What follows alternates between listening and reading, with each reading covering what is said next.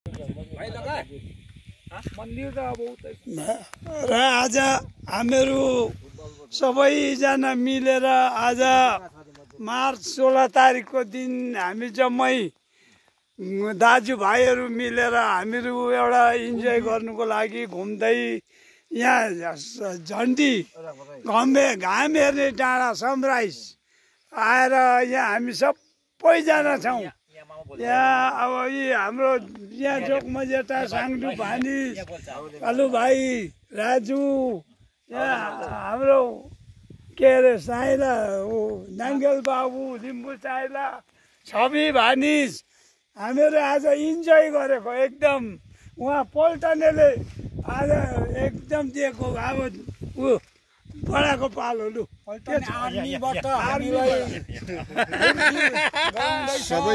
सबैजना खुसीसँग हामी घुमिरहेका छौँ। चापा फुल्यो, गुराँसा फुल्यो, आसमान त फुलेन, निष्ठुरीले लायो माया,